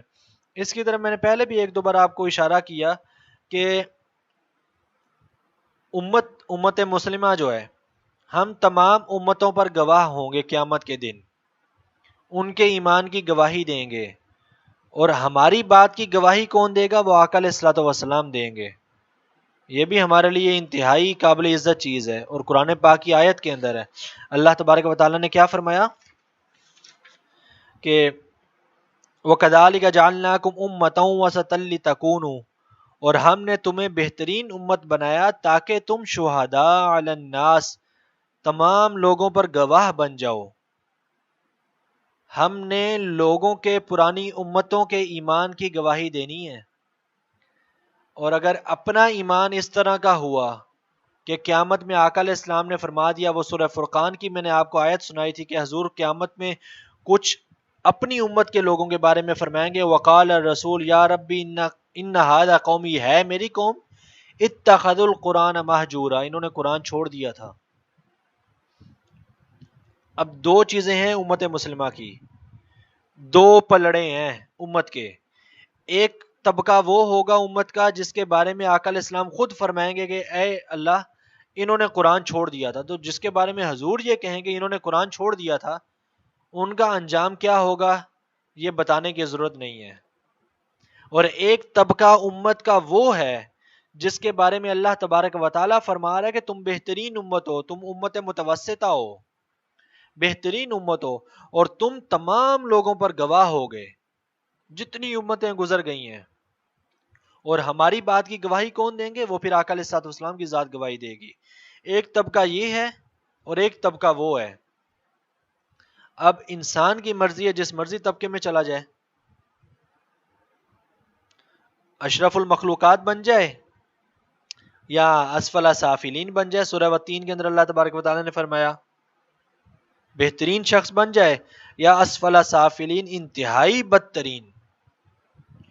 جتنی مخلوق بھی پائی جاتی ہے اس ساری مخلوق میں سب سے زیادہ بدترین بن جائے، اسفل سافلین ہو جائے، یا اشرف المخلوقات ہو جائے، بہترین مخلوق بن جائے، یہ مسلمان کی مرضی ہے۔ اب اس کے اندر امام بخاری علیہ رحمہ روایت کرتے ہیں کہ حضرت ابو سعید خدری رضی اللہ تعالیٰ عنہ نے روایت کیا کہ آقا علیہ السلام نے فرمایا حضرت نوح کو قیامت کے دن بلایا جائے گا، صحیح بخاری کی حدیث ہے۔ وہ کہیں گے میں حاضر ہوں۔ اللہ تبارک و تعالیٰ فرمائے گا آپ نے تبلیغ کی تھی؟ وہ کہیں گے ہاں۔ ان کی امت سے پوچھا جائے گا کیا نوح نے تمہیں تبلیغ کی تھی؟ ان کی امت کہے گی ہمارے پاس کوئی ڈرانے والا نہیں آیا، یعنی کہ ادھر بھی جھوٹ بول دیں گے، انکار کر دیں گے۔ اور ہوں گے ایسے لوگ جو وہاں بھی ڈھیٹ بنے ہوئے ہوں گے، لیکن اللہ تبارک و تعالیٰ ان پر حجت قائم کر دے گا۔ حضرت اللہ تبارک و تعالیٰ حضرت نوح علیہ السلام سے فرمائے گا تو آپ کے حق میں گواہی کون دے گا؟ وہ کہیں گے کہ محمد اور ان کی امت صلی اللہ علیہ وآلہ وسلم۔ اور پھر ہم گواہی دیں گے، اور پھر ہمارے قول پر، کہ ہم نے تو خود تو نہیں دیکھا، ہم تو خود نہیں جانتے، ہمارے قول پر آقا علیہ الصلوۃ والسلام گواہی دیں گے۔ اسی طرح تمام انبیاء کرام علیہ السلام کی امتیں ہیں۔ تو اب ذرا تصور کریں کہ ہمارا مقام کتنا بلند ہے، اور ہم نے خود اپنی حرکتوں کی وجہ سے اپنے آپ کو کتنا ذلیل کر رکھا ہے۔ ایک اللہ نے ہمیں عزت بخشی کہ ہمیں بیت اللہ سے زیادہ اللہ کے رسول نے ہماری حرمت قرار دی۔ ایک مومن کی حرمت بیت اللہ سے زیادہ، ایک مومن کی عزت بیت اللہ سے زیادہ۔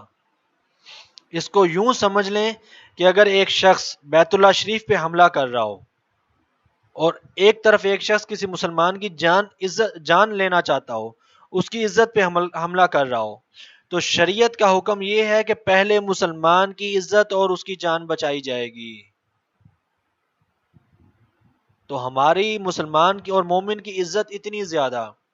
اگلی آیت میں اللہ نے ہمارا ایک اور مقام بھی بیان کیا کہ ہم تمام امتوں پر گواہ ہوں گے۔ نبی کہہ رہے ہیں کہ میں نے تبلیغ کی تھی، امت انکار کر رہی ہے، نبی کے قول پر ہم جا کر گواہی دے رہے ہوں گے۔ تو اتنی بڑی گواہی کے لیے یہ جو ہماری موجودہ حرکتیں ہیں، ایسی حرکتیں تو نہیں چلیں گی نا۔ اور میں وہ اکثر آپ کو آیت سنایا کرتا ہوں، اور شاید ہر لیکچر میں وہ میں سنا دیتا ہوں کہ اللہ تبارک و تعالیٰ نے فرمایا ثُلَّةٌ مِّنَ الْأَوَّلِينَ، پرانے لوگوں میں سے بڑے بڑے گروہ جنت میں جائیں گے، وَقَلِيلٌ مِّنَ الْآخِرِينَ۔ تو اگر تو بندے نے خود تبلیغ والے کام نہیں کیے ہوں گے، خود نہ نمازیں پڑھی ہیں، نہ روزے رکھے ہیں، نہ قرآن سیکھا ہے، نہ قرآن پہ عمل کیا ہے، خود وہ اتخذ القرآن مہجورا دوسرے طبقے میں سے ہے، اپنا نامہ اعمال اس کا جو ہے نا وہ اس کو دوسری طرف لے کر جا رہا ہے، تو پھر اس کے لیے تو یہ ساری عزتیں نہیں ہو سکتی۔ یہ عزتیں اور یہ مقام تو اسی کے لیے ہے جس نے اپنے آپ کو اللہ تبارک و تعالیٰ کے ہاں، اللہ تبارک و تعالیٰ کی بارگاہ میں سربا سجود کیا ہو، اللہ تبارک و تعالیٰ کے احکامات پہ عمل کیا ہو۔ اسی طرح ایک اور روایت بھی ہے، امام نسائی نے روایت کیا کہ قیامت کے دن ایک نبی آئے گا، اس کے ساتھ ایک شخص ہوگا، ایک نبی آئے گا اس کے ساتھ دو شخص ہوں گے، یعنی کہ وہ فرماتے ہیں کہ کئی انبیاء ایسے گزرے ہیں کہ انہوں نے تبلیغ کی اور کسی بندے نے ان کی بات نہیں مانی، صرف ایک بندے نے ان کی بات مانی ہوگی، یعنی کہ پوری امت میں، ان کی امت میں صرف ایک شخص ہوگا۔ تو کوئی نبی آئیں گے ان کے ساتھ ایک شخص ہوگا، کوئی نبی آئیں گے ان کے ساتھ دو شخص ہوں گے، کسی کے ساتھ زیادہ ہوں گے۔ تو ان سے پوچھا جائے گا کیا آپ نے اپنی قوم کو تبلیغ نہیں کی تھی؟ وہ کہیں گے کی تھی۔ ان کی قوم کو بلایا جائے گا تو قوم آ کے انکار کر دے گی، تو پھر نبی سے کہا جائے گا کہ آپ کے حق میں گواہی کون دے گا؟ وہ کہیں گے محمد صلی اللہ علیہ وآلہ وسلم کی امت، امت محمد صلی اللہ علیہ وآلہ وسلم۔ پھر امت محمد کو بلایا جائے گا اور پوچھا جائے گا کہ کیا اس نبی نے تبلیغ کی تھی؟ تو امت عرض کرے گی۔ اب یہ امت کا پھر وہ دیکھیں نا، اس مقام تک پہنچنے کے لیے کچھ تو ہونا چاہیے نا، انسان کے پلے کوئی دو چار چیزیں تو ہو نا۔ تو امت عرض کرے گی کہ ہاں یا اللہ کے اس نبی نے اپنی قوم کو تبلیغ کی تھی۔ تو اللہ تبارک و تعالیٰ پوچھے گا کہ آپ کو کیسے پتہ چل گیا؟ تو ہم عرض کریں گے کہ ہمارے نبی علیہ الصلوۃ والسلام نے ہمیں یہ خبر دی ہے۔ اور کیا خبر دی ہے؟ کہ سب رسولوں نے تبلیغ کی تھی۔ اور اس آیت کا، اس تفسیر پوری کا، یہ جو پورا ایک واقعہ ہوگا قیامت کے دن، اس کا ایک خلاصہ اللہ تبارک و تعالیٰ نے یہاں بیان کیا کہ لِتَكُونُوا شُهَدَاءَ عَلَى النَّاسِ، تم ایسی امت ہو کہ تمہیں لوگوں پر گواہ بنایا جائے گا، اور تم پر تمہارے نبی علیہ الصلوۃ والسلام کو، آقا علیہ الصلوۃ والسلام کو گواہ بنایا جائے گا۔ میں نے اسی لیے ایک دن آپ کو عرض کیا تھا کہ کسی انسان کا ایمان قابل قبول نہیں ہے، میں مسلمان یا امت محمدیہ کی بات نہیں کر رہا، روئے زمین پر پوری مخلوق میں سے انسان ہوں یا جنات ہوں، کسی کا ایمان قابل قبول نہیں ہے اس وقت تک جب تک آقا علیہ الصلوۃ والسلام اس کو قبول نہ کر لیں اور اس کے حق میں گواہی نہ دے دیں۔ بس اس کے علاوہ اللہ کی بارگاہ میں قبولیت کی کوئی اور معیار ہے ہی نہیں۔ قیامت میں پورا قرآن پڑھ لیں، آپ کو کوئی اور معیار نہیں ملے گا۔ نمازیں ہیں، روزے ہیں، زکوٰۃ ہے، حج ہے، ایمان ہے، اللہ کی بارگاہ میں پیش کیا جائے گا۔ آقا علیہ السلام قبول کر لیں گے تو وہ ایماندار ہے۔ اگر حضور نے فرما دیا جیسے سورہ فرقان کی آیت ہے اتخذوا القرآن مہجورا، یا اے میرے رب یہ ہے میری قوم، ان ھذا قومی، ہے میری قوم، لیکن اتخذوا القرآن مہجورا، انہوں نے قرآن چھوڑ دیا تھا. تو وہ پھر دوسری طرف ایمان کی قبولیت کا دار و مدار، پرانی امتوں کے ایمان کا دار و مدار، انبیاء کی تبلیغ کی قبولیت کا دار و مدار وہ آقا علیہ الصلوۃ والسلام کی گواہی پر ہے. تو آپ ذرا اندازہ کریں کہ ہم کتنے عظیم رسول کی امتی ہیں، ہم کتنے عظیم امتی ہیں، لیکن ہماری حرکتیں کیا ہیں. تو ہمیں نا تھوڑا سا وہ ٹرن لینا چاہیے. رمضان المبارک میں جیسے عبادتیں کر رہے ہیں کہ رمضان کے علاوہ بھی ان عبادتوں کو جاری رکھنا چاہیے. اللہ نے ہمیں پورا سال ہی متقی بننے کا حکم دیا ہے، صرف رمضان المبارک میں متقی بننے کا حکم نہیں دیا. اب اس آیت میں جو اللہ تبارک و تعالیٰ نے ارشاد فرمایا، جو آخری بات اللہ تبارک و تعالیٰ نے ارشاد فرمائی ہے کہ ان وما کان اللہ لیضیع ایمانکم، اللہ کی شان یہ نہیں ہے کہ وہ تم میں سے کسی کے ایمان کو ضائع کر دے. اسے درمیان کا حصہ میں نے چھوڑا ہے، وہ میں بعد میں عرض کرتا ہوں. اب ہم نے کئی بار آیات پڑھی ہیں، احادیث پڑھی ہے کہ ایمان بہت جلد ضائع ہو جاتا ہے. اور میں آپ کو ہمیشہ عرض کرتا آیا ہوں کہ اگر انسان چاہے، انسان نیک اعمال کرے تو اللہ تبارک و تعالیٰ اس کے اعمال کی اور اس کے ایمان کی خود حفاظت کرتا ہے. اس چیز پر یہ آیت دلالت کر رہی ہے کہ اللہ تبارک و تعالیٰ خود فرما رہا ہے کہ وما کان اللہ لیضیع ایمانکم، اور اللہ تم میں سے، اللہ کو یہ مطلب پسند نہیں ہے، یا اللہ کی یہ شان نہیں ہے کہ وہ تمہارا ایمان بلا وجہ ضائع کر دے. کہ انسان نیک اعمال بھی کرے، نیکیاں بھی کرے، پرہیزگار بھی ہو، اور کوئی الٹی سیدھی حرکت بھی نہ کرے، اللہ کی کسی چیز کا انکار بھی نہ کرے، اللہ کے رسول کی کسی چیز کا انکار بھی نہ کرے، اور اللہ اس کا ایمان ضائع کر دے. ایسا نہیں ہوگا. اللہ تبارک و تعالیٰ پھر اس کا ایمان کی حفاظت فرماتا ہے.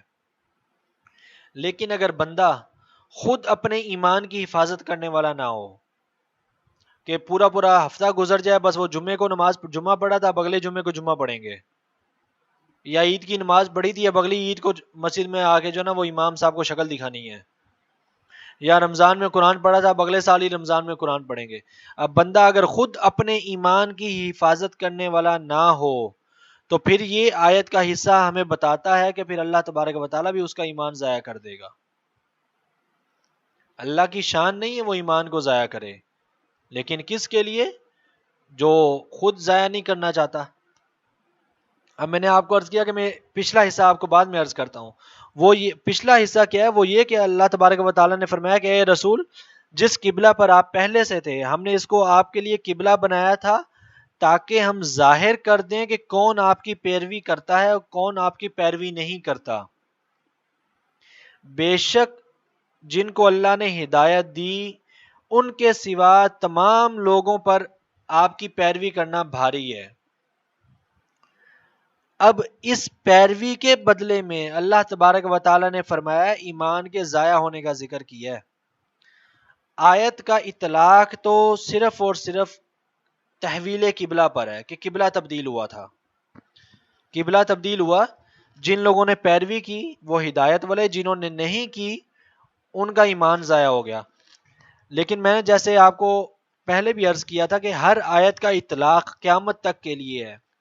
تو یہ آیت ہمیں اس طرف اشارہ کرتی ہے کہ آقا علیہ الصلوۃ والسلام کا فرمان ہو، آقا علیہ الصلوۃ والسلام کی حدیث ہو، آقا علیہ الصلوۃ والسلام کی سنت ہو، آقا علیہ الصلوۃ والسلام کی شریعت ہو، وہ ساری چیز کوئی انسان اس سے انحراف کر لے، اس کو پس پشت ڈال دے، اور پھر وہ سوچے میں اللہ کا ولی ہوں، میں پیر ہوں، میں بڑا نیک ہوں، اللہ مجھے بخش دے گا، تو اللہ نے قرآن میں فرمایا کہ اللہ اسے بالکل بھی نہیں بخشے گا، بلکہ اللہ اس کا ایمان ضائع کر دے گا.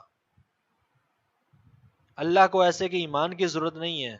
اللہ اس کے ایمان کی حفاظت کرتا ہے علی الذین ھدی اللہ، جو اللہ کی ہدایت پر قائم ہے. اور اللہ کی ہدایت پر کون قائم ہے؟ جو اللہ کے رسول کی اتباع کرنے والے ہیں. اسی آیت کے اندر الا لنعلم من یتبع الرسول، اللہ کے رسول کی اتباع کو اللہ تبارک و تعالیٰ نے ہدایت قرار دیا، اور اسی ہدایت کو اللہ تبارک و تعالیٰ نے ایمان قرار دیا. اللہ کے رسول کی اتباع چھوڑو گے تو ایمان بھی ضائع ہو جائے گا۔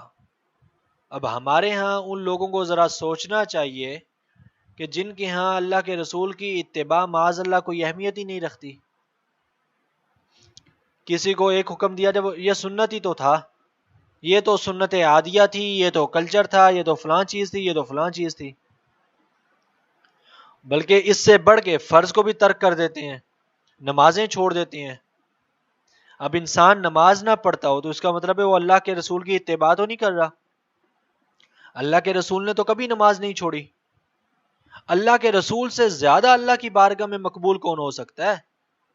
تو اگر اللہ کے رسول پر نماز فرض ہے تو آج کے دور میں کوئی ڈبہ پیر کیسے ہو سکتا ہے کہ جو نماز بھی نہ پڑھے اور اللہ کا ولی بھی ہو، اور لوگ پھر اس کے پاس جائیں تعویذ لکھوانے کے لیے، دعائیں کروانے کے لیے؟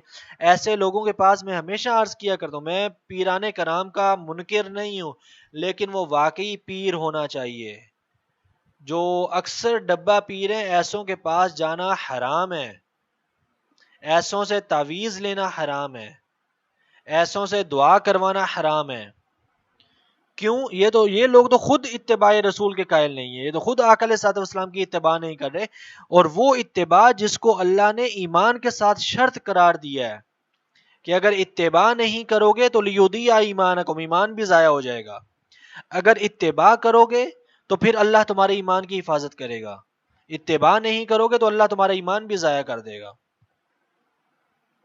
اب جو بندہ 11 مہینے بھی اتباع نہیں کرتا، نمازیں نہیں پڑھتا، تو اسے پھر سوچ لینا چاہیے کہ کہیں ایسا نہ ہو کہ مرتے وقت کلمہ ہی نصیب نہ ہو، انسان مرنے لگے اور پھر دوسری طرف نکل جائے۔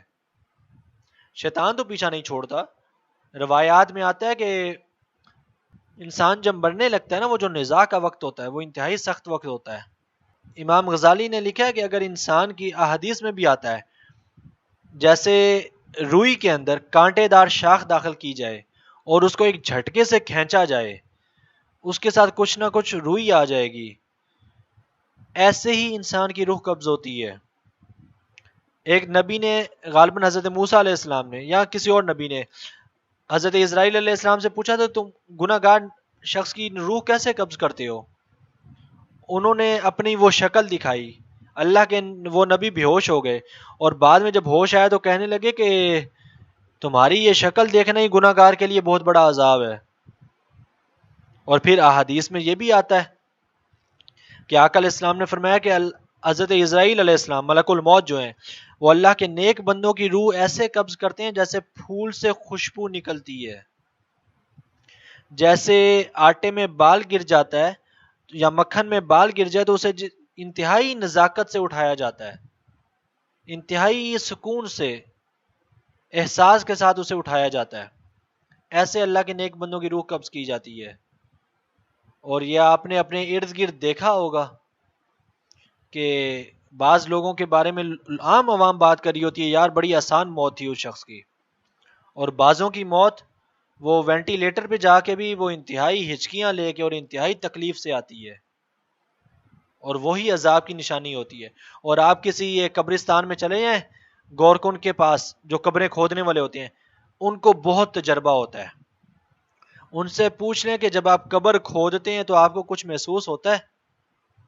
وہ آپ کو ایک چیز ضرور بتا دیں گے، وہ خود چاہے جیسے مرضی ہوں، وہ آپ کو بتا دیں گے کہ بسا اوقات قبر کھودنا ہمارے لیے اسی قبرستان میں زمین انتہائی سخت ہو جاتی ہے، قبر کھودنا انتہائی مشکل ہوتا ہے، انتہائی محنت درکار ہوتی ہے، اور بسا اوقات ہمارے لیے قبر کھودنا وہ ایسے ہوتا ہے جیسے قبر خود کھود رہی ہے، وہ اللہ کے نیک بندوں کی ہوتی ہے۔ تو یہ تو پھر اب انسان کا اپنی قسمت میں ہے اور اپنی محنت ہے کہ وہ جس طرف مرضی جانا چاہے چلا جائے، دونوں طرف محنت کی بات ہے، ایک طرف نیکیاں ہیں ایک طرف گناہ ہیں، جس طرف مرضی چلے ہیں۔ اب آخری چیز جو میں نے آپ کو عرض کی تھی وہ یہ عرض کی تھی کہ میں بعض ترجموں میں اختلاف ہوتا ہے اور بسا اوقات غلطیاں بھی ہوتی ہیں، میں اب کسی کا نام تو نہیں لوں گا لیکن آپ کو چند ترجمے پڑھ کے سنا دیتا ہوں اور اس پر پھر ختم کرتے ہیں پھر۔ اور میں نے آپ کو اسی لیے عرض کیا تھا کہ کسی کے ترجمے کو 100% تسلیم نہیں کر لینا چاہیے، میں کسی کے ترجمے کو نہیں کہہ رہا. کیونکہ ترجمہ لکھنے والے کی رائے ہے کہ اس نے اس لفظ سے کیا سمجھا ہے. قرآن پاک میں اور عربی زبان میں ایک لفظ کے کئی معنی ہو سکتے ہیں. ممکن ہے مترجم اس کی نیت نہ ہو، وہ اللہ کے ہاں اجر اور ثواب پا گیا کیونکہ اس سے غلطی ہوئی یا وہ بھول گیا، اس سے خطا ہوئی، جان بوجھ کے نہیں کیا. لیکن بعد میں پڑھنے والے نے جیسے قرآن کو 100% سمجھا، 100% یقین کیا، اسی طرح ترجمے کو بھی اس نے کہا کہ نہیں یہی ترجمہ 100% ہے، اور وہ غلطی کسی ایک آیت سے غلطی کا شکار ہو گیا تو وہ تو ایمان ضائع کر بیٹھے گا. اور میں نے آپ کو اسی لیے پہلے لیکچر میں جب ہم نے تفسیر کا مقدمہ پڑھا تھا تو میں نے آپ کو عرض کیا تھا کہ کبھی بھی ایک ترجمہ، کبھی بھی ایک تفسیر نہ پڑھیں. 1,00,000 سے زائد تفسیر آپ آپس میں تقابلی جائزہ کریں. اگر آپ نے خود سے پڑھنی ہے، کسی استاد سے نہیں پڑھ رہے، خود سے پڑھنی ہے، خود سے آپ نے ترجمہ پڑھنا ہے، چند تفاسیر اٹھا رہے ہیں تو ان کا آپس میں تقابلی جائزہ کریں کہ ممکن ہے کہیں پر کسی کو غلطی لگ گئی ہو. نبی تو کوئی بھی نہیں ہے اور ہے تو ان کی رائے، اسی لیے تو آپ ترجمے کو بغیر وضو کے چھو بھی سکتے ہیں. ترجمہ قرآن تو نہیں ہے نا، تو ترجمے پر قرآن کی طرح یقین بھی نہیں رکھنا چاہیے. ابھی آیت کا ترجمہ پہلے میں آپ کو سناتا ہوں اور اس کے بعد پھر میں آپ کو چند ترجمے اور سناتا ہوں، اور پھر میں آپ کو بتاتا ہوں کہ بعض لوگوں سے وہاں پر غلطی کیا ہوئی ہے. آیت یہ ہے کہ اللہ تبارک و تعالیٰ نے فرمایا، اے رسول جس قبلہ پر آپ پہلے تھے ہم نے اس کو اس لیے قبلہ بنایا تاکہ ہم ظاہر کر دیں کہ کون رسول کی پیروی کرتا ہے. اتنی آیت. بعض لوگوں نے اب اس کا ترجمہ کر دیا کہ جس سمت قبلہ پر آپ رہ چکے ہیں وہ تو محض اس لیے تھا کہ ہم کو معلوم ہو جائے کہ کون رسول اللہ کی اتباع کرتا ہے. اب اس ترجمے میں غلطی ہوئی ہے. غلطی یہ ہوئی ہے کہ آیت کی نسبت اللہ پاک کی طرف ہے، اِلَّا لِنَعْلَمَ تاکہ ہم جان لیں. اب اللہ کے علم میں تو ہمیشہ سے ہے، ایسا تو ممکن نہیں کہ جو کام ابھی نہیں ہوا اللہ کو اس کا علم نہیں. ایسا ہے کچھ؟ ایسا تصور رکھنا بھی غلط ہے. لیکن ترجمہ کرنے والے نے ترجمہ کیا کر دیا، تاکہ ہم کو معلوم ہو جائے. معاذ اللہ ثم معاذ اللہ، کیا پہلے معلوم نہیں تھا؟ پہلے معلوم تھا تو ترجمہ یہ نہیں ہونا چاہیے تھا. ترجمہ یہاں پر عین لام میم کے بہت سارے معنی ہیں. عین لام میم کا معنی علم ہے، عین لام میم کا معنی ظاہر کرنا ہے. جیسے میں نے بھی آپ کو ترجمہ کیا تاکہ ہم ظاہر کر دیں آپ پر، آپ کو پتا چل جائے کہ کون آپ کی پیروی کرتا ہے کون نہیں کرتا. ایک یہ ترجمہ ہے. آپ کی مرضی، آپ جس کو مرضی درست سمجھ رہے ہیں، لازمی نہیں ہے کہ میں ہی درست ہوں. میں آپ کو صرف چند ترجمے بتا رہا ہوں. ایک یہ ترجمہ ہے کہ جس قبلہ پر آپ پہلے تھے ہم نے اس کو اس لیے قبلہ بنایا تاکہ ہم ظاہر کر دیں کون رسول کی پیروی کرتا ہے. ایک ترجمہ یہ کہ جس قبلہ پر آپ تھے وہ تو صرف اس لیے تھا تاکہ ہمیں معلوم ہو جائے کہ کون آپ کی پیروی کرتا ہے. اسی طرح ایک اور آیت، ایک اور شخصیت نے ترجمہ کیا، اور ممکن ہے جن لوگوں کا میں آپ کو بتا رہا ہوں آپ کے پاس یہ ترجمے موجود ہیں، ان کا بہت بہت بڑا علمی کام بھی ہے. میں علمی کام رد نہیں کر رہا، یہ بڑی شخصیات ہیں. غلطی ہر انسان سے، صحابہ سے ہو سکتی ہے تو کس سے نہیں ہو سکتی، بس بات ختم. اور وہ فرماتے ہیں کہ جس طرف تم رخ کرتے تھے اس کو تو ہم نے صرف یہ دیکھنے کے لیے کہ انہوں نے عالمہ کا ترجمہ دیکھنا کر دیا، ہم نے یہ دیکھنے کے لیے قبلہ مقرر کیا کہ کون رسول کی پیروی کرتا ہے اور کون نہیں کرتا. یہ ترجمہ دیکھنے والا پہلے سے تھوڑا سا بہتر ہے. پہلے میں تو انہوں نے یہ ترجمہ کر دیا کہ ہمیں علم ہو جائے. معاذ اللہ، اللہ کو تو پہلے سے علم تھا، لیکن انہوں نے کہہ دیا کہ ہم دیکھیں. چلیں دیکھنے کے اندر یہ چیز پائی جاتی ہے کہ علم پہلے سے تھا لیکن ابھی ہم امتحان لینا چاہتے تھے. ٹھیک ہے نا، یہ اس سے تھوڑا بہتر ہے. اسی طرح ایک اور ترجمہ ہے جو میں نے بھی آپ کو عرض کیا، بعض علماء نے یہ ترجمہ کیا کہ جس قبلہ پر آپ تھے اس کو ہم نے اس لیے قبلہ بنایا تھا تاکہ ہم ظاہر کر دیں، واضح کر دیں کہ کون آپ کی پیروی کرتا ہے. اب یہ 3-4 طرح کے ترجمے ہیں. اب آپ کی مرضی، آپ جس کو مرضی بہتر سمجھ لیں. اور بسا اوقات عام عوام چونکہ وہ تفسیر نہیں پڑھ رہے ہوتے، وہ ترجمہ پڑھ رہے ہوتے ہیں، تو وہ ترجمہ پڑھ کے غلطی کھا جاتے ہیں۔ میں ایک آخری چیز عرض کرتا ہوں پھر ہم ختم کرتے ہیں، وہ اب مثال کے طور پہ، باقی پھر اگلی لیکچر میں دیکھیں گے۔ جیسے اب ترجمے کی بات چونکہ ہم کر رہے ہیں، جیسے قرآن پاک کی ایک آیت ہے، قل انما انا بشر مثلکم، اے محبوب آپ ان کو فرما دیں کہ میں صرف آپ کی مثلیت میں جو ہے نا وہ بشر ہوں۔ اب بعض لوگوں نے اس کا ترجمہ کر دیا کہ اے محبوب آپ ان کو فرما دیں کہ میں صرف اور صرف تمہاری مثل ایک بشر ہوں۔ یہ بھی ایک ترجمہ، انما کا مطلب ہوتا ہے کلمہ حصر، وہ پھر جہاں پر آیت آئے گی وہاں پر ہم اس کی مزید تفسیر بھی دیکھیں گے انشاءاللہ۔ میں آپ کے سامنے صرف دو ترجمے رکھتا ہوں، دونوں ترجمے درست ہیں، میں اس پر دلائل دے سکتا ہوں، لیکن کیا ہونا چاہیے اللہ کے رسول کے لیے، کیا زیادہ بہتر ہے؟ ایک ترجمہ بنتا ہے آیت کا کہ آپ فرما دیں کہ میں صرف اور صرف تمہاری طرح کا ایک بشر ہوں، ایک یہ ترجمہ ہے۔ ایک یہ ترجمہ ہے کہ اے محبوب آپ فرما دیں کہ میں تمہاری مثل ہونے میں صرف بشر ہوں، اس کے علاوہ تم میرا مقابلہ نہیں کر سکتے، یعنی کہ میں صرف، میرا اور تمہاری مثلیت جو ہے، میری اور تمہاری برابری جو ہے وہ صرف بشر ہونے میں ہے بس، اس کے علاوہ مجھ پر وحی نازل ہوتی ہے، مجھے معراج نصیب ہوئی، ہزار ہا چیزیں اور ہیں۔ دوسرا ترجمہ، اے محبوب آپ ان کو فرما دیں کہ میں تمہاری طرح صرف اور صرف بشر ہوں، تمہاری طرح صرف اور صرف بشر ہوں تو ہزار ہا چیزوں کا انکار ہو جائے گا، لیکن جب یہ کریں گے کہ میں تمہاری مثل، بشریت میں صرف تمہاری مثل ہوں اور کسی چیز میں تمہاری مثل نہیں ہوں، صرف بشریت میں تمہاری مثل ہوں، تو آقا علیہ الصلوۃ والسلام کی دیگر کسی معجزے کا انکار نہیں ہوگا۔ تو ترجمہ ایک تو حساس بہت ہوتا ہے اور دوسرا بسا اوقات غلطی لگ جاتی ہے، اور اب آپ کے پاس ممکن ہے کوئی قرآن پاک کا نسخہ ہو، آپ اس میں ترجمہ دیکھیں اور ممکن ہے اس میں ایسا ترجمہ ہو کہ آپ سمجھیں یہ بہتر نہیں ہے، تو اس مترجم کے خلاف یا اس عالم کے خلاف نہیں ہو جانا ہے۔ بسا اوقات علماء سے، امام بخاری سے اگر غلطی لگ سکتی ہے، صحابہ کرام سے غلطی لگ سکتی ہے، تو مترجم سے بھی غلطی لگ سکتی ہے۔ ہمارا کام صرف یہ ہے کہ ہم تحقیق کر لیں کہ آیا کہ درست کیا ہے۔ غلطی کو غلطی کہہ کر اچھالنا یا ان کی کوتاہیاں کہنا، بالخصوص جو بزرگ وفات پا گئے ان کے اوپر نکتہ چینی کرنا، دیکھیں جی انہوں نے تو یہ ترجمہ کر دیا تھا، اس کی شریعت اجازت نہیں دیتی، اگرچہ ان سے ترجمہ غلط کیوں نہ ہو گیا، کیوں اجازت نہیں دیتی؟ یہاں تو اس دور میں ان کے اوپر حجت قائم ہوئی ہوتی، آج کوئی شخص عالم موجود ہوتے ہیں، میں ان کا ترجمہ دیکھتا غلط ہوا ہے، میں ان کے پاس جاتا، بھئی آپ نے غلط ترجمہ کیا ہے، یہ نہیں ہونا چاہیے تھا، وہ نہ مانتے تو تب ان کے خلاف بولا جا سکتا تھا، جب ان پر حجت قائم نہیں ہو سکی، ان کو پتہ نہیں چل سکا، ان سے غلطی ہوئی ہے، کوتاہی ہوئی، تو غلطی تو آقا علیہ السلام نے خود فرمایا کہ اللہ نے معاف کر دی ہے، تو پھر ایسوں کے خلاف بولنا نہیں چاہیے، بہرحال غلطی کو تسلیم کر لینا چاہیے بس۔ باقی پھر اگلی کلاس میں دیکھیں گے۔ السلام علیکم ورحمۃ اللہ وبرکاتہ۔